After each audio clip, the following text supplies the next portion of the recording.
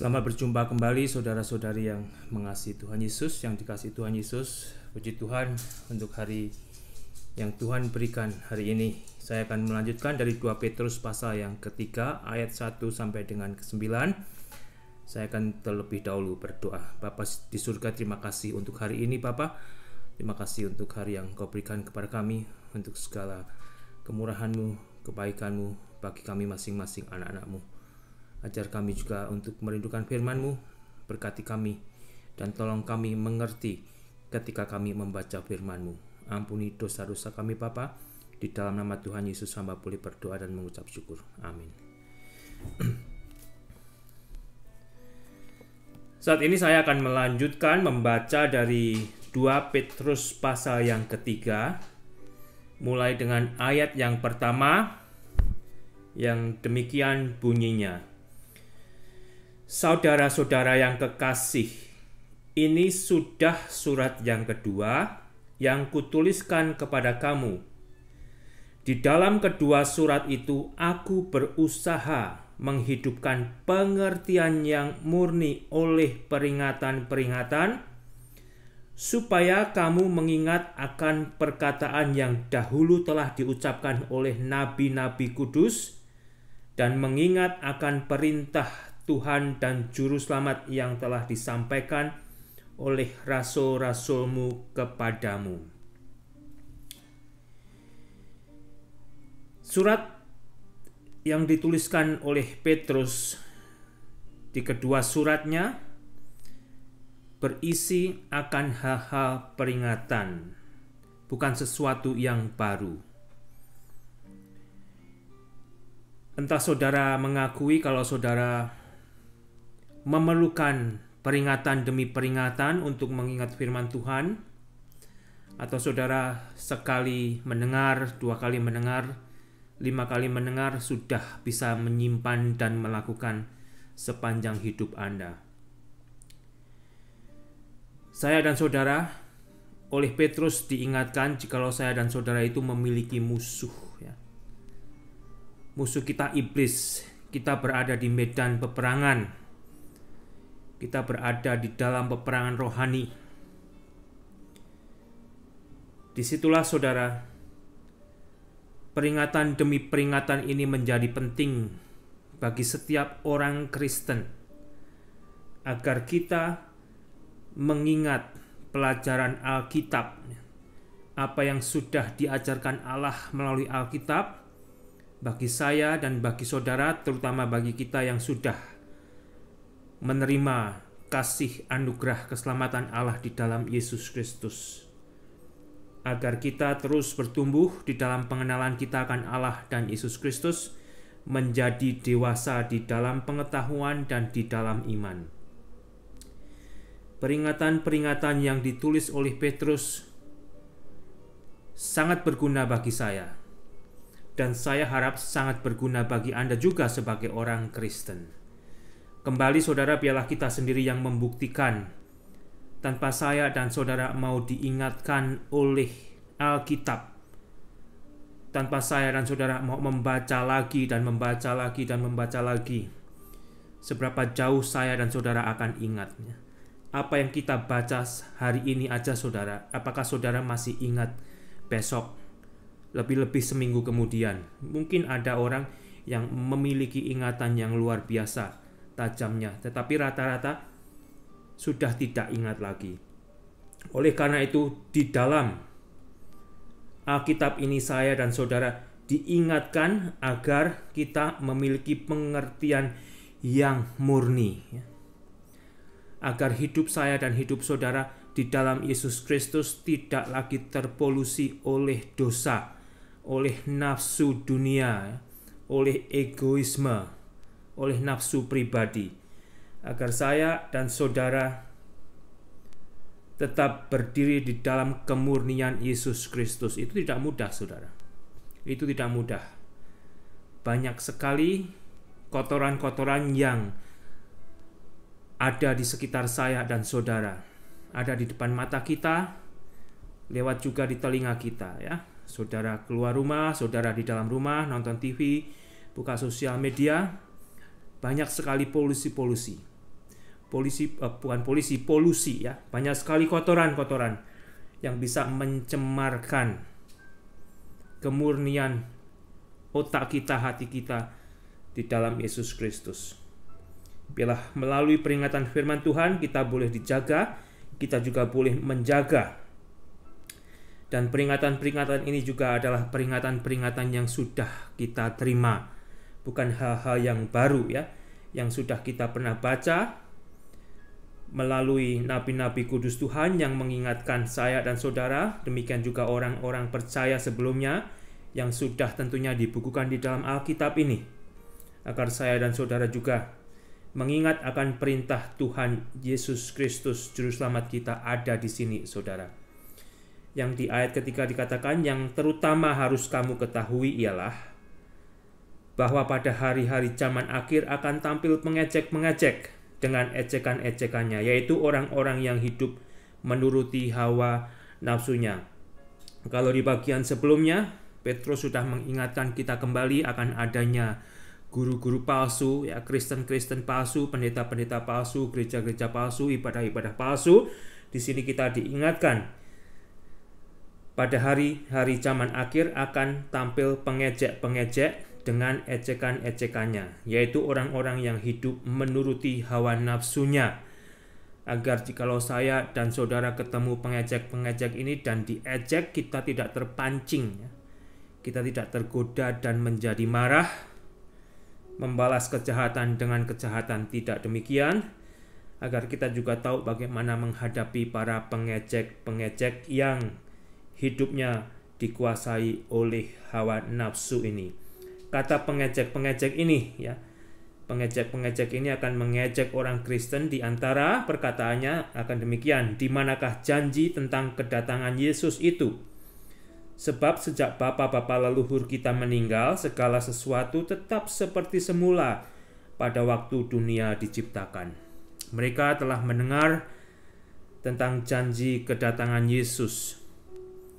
Dan pengejek-pengejek ini akan tampil, akan mengejek orang Kristen yang masih percaya, yang masih memegang Alkitab, di mana Alkitab menjanjikan akan kedatangan Yesus.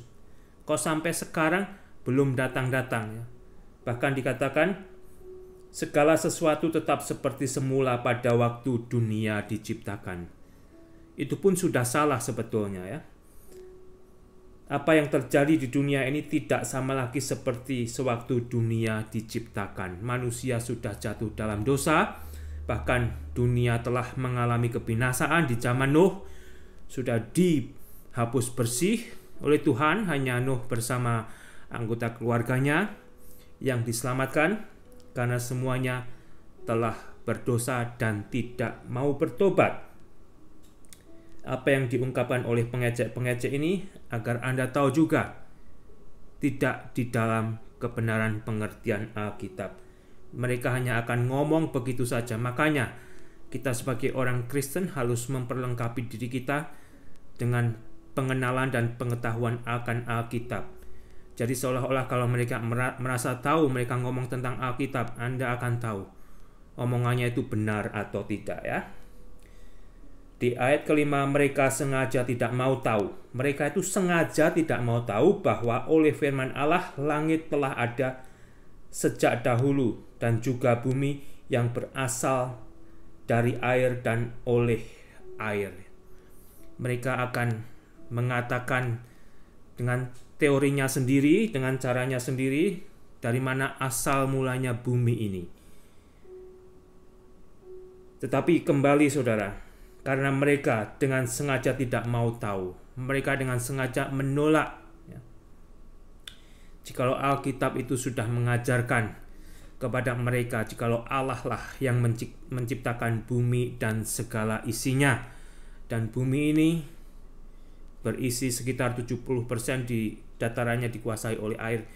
Saudara-saudaraku, kembali agar saya dan saudara juga tidak mudah terecek dan tidak mudah tertipu oleh ejekan mereka, kita harus memperlengkapi diri kita dengan Alkitab. Karena dikatakan kembali, mereka itu sengaja tidak mau tahu ya. agar Anda tahu, agar saya tahu, kita harus tahu Alkitab. Dan bahwa oleh air itu, ayat ke-6, bumi yang dahulu telah binasa. Bumi telah dibinasakan oleh Allah di masa Nuh, dengan air, banjir bandang seluruh bumi, dimusnahkan oleh air bah. Tetapi oleh firman itu juga, langit dan bumi yang sekarang terpelihara dari api akan disimpan untuk hari penghakiman dan kebinasaan orang-orang fasik. Bumi yang masih ada saat ini, langit yang masih ada saat ini itu masih dipelihara. Dipelihara, disimpan, hingga pada saatnya nanti akan dihancur leburkan oleh api. Disimpan untuk hari penghakiman dan kebinasaan orang-orang fasik. Kalau Sodom dan Gomora adalah bagian kecil dari bumi ini, itu dikatakan di bagian berikutnya, biarlah itu juga sebenarnya menjadi peringatan bagi orang-orang yang hidup di zaman sesudah itu.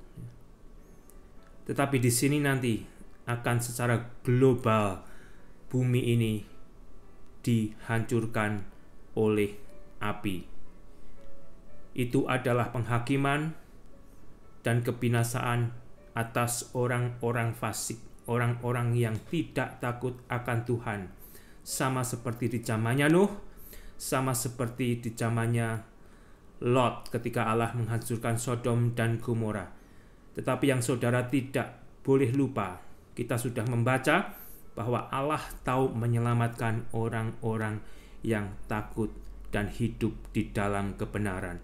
Sehingga mungkin Anda akan bertanya, bagaimana dengan nasib saya? Bagaimana dengan nasib mereka yang takut akan Tuhan, yang taat akan Tuhan? Tuhan tahu bagaimana menyelamatkan kita yang percaya. Seperti Allah telah menyelamatkan Nuh, demikian juga menyelamatkan Lot. Berpeganglah kepada kebenaran, seperti yang sudah dicontohkan Nuh dan Lot, dan kita akan diselamatkan. Entah bagaimana, Tuhan tahu caranya. Akan tetapi saudara-saudaraku yang kekasih, yang satu ini tidak boleh kamu lupakan, yaitu bahwa di hadapan Tuhan, satu hari sama seperti 1000 tahun, dan 1000 tahun sama seperti satu hari. Kalender manusia lain dengan kalender Tuhan, saudara. Ya, kalau pengejek-pengejek itu bilang, kapan? Kok nggak datang-datang? Mana janji kedatangan Yesus? 1 hari bagi Tuhan itu 1000 hari bagi manusia. Tetapi Alkitab juga mengingatkan, kedatangan Tuhan itu pasti akan ditepati, ya. Di ayat ke-9, Tuhan tidak lalai menepati janjinya. Kedatangan Tuhan akan ditepati. Tuhan tidak lalai menepati janjinya, sekalipun ada orang yang menganggapnya sebagai kelalaian. Ada orang dikatakan yang menganggapnya sebagai kelalaian. Oh, janji Tuhan itu lupa. Tuhan sendiri lupa akan janjinya, ya. Tuhan berjanji akan kembali, sampai sekarang tidak kembali, pasti dia lupa. Tidak demikian. Bahkan kalau saudara baca juga, saudara akan diberitahu oleh Alkitab, kedatangan Tuhan itu ada 2 fase. Yang pertama, Tuhan terlebih dahulu akan mengangkat jemaatnya, dan setelah itu Tuhan akan datang kembali ke bumi untuk mendirikan kerajaannya. Jadi kedatangan Tuhan, kalau saudara sudah baca Alkitab, tentunya saudara tahu, meskipun tidak semua diajarkan di gereja Anda masing-masing. Pertama, Tuhan akan datang di angkasa untuk menjemput jemaatnya, untuk menjemput orang Kristen, orang-orang yang percaya. Dan kedua, Tuhan Yesus akan datang ke bumi, menginjak bumi sebagai raja untuk mendirikan kerajaannya. Tuhan tidak lalai menepati janjinya, sekalipun ada orang yang menganggapnya sebagai kelalaian. Tetapi Tuhan sabar terhadap kamu, ya. Karena Tuhan menghendaki supaya jangan ada orang yang binasa, melainkan supaya semua orang berbalik dan bertobat. Itulah sebenarnya kehendak Tuhan bagi manusia. Tuhan tidak menghendaki ada manusia yang binasa. Tetapi Tuhan menghendaki agar semua orang itu mau berbalik, mau setuju dengan Allah, dan bertobat. Sehingga kembali saudara, biarlah di masa Tuhan Yesus belum datang, dan kalau Anda tahu Anda masih hidup di dalam dosa, Anda masih menjadi pengejek Tuhan, hidup Anda menghujat Tuhan, ya, bahkan mungkin Anda hidup sebagai orang Kristen palsu, pakai kesempatan ini untuk berbalik dan bertobat kepada Tuhan. Karena kembali, penghakiman dan penghukuman itu sudah Allah contohkan melalui peristiwa Nuh, melalui peristiwa Sodom dan Gomora, dan ini juga tidak akan luput dialami oleh orang-orang yang masih hidup dan tidak mau bertobat sampai matinya. Camkan itu baik-baik saudara. Allah begitu mengasihi Anda. Oleh karena itu Allah telah memberikan Yesus untuk mati bagi dosa-dosa Anda. Dan Allah menghendaki agar Anda mau diselamatkan oleh Allah melalui penebusan Yesus Kristus.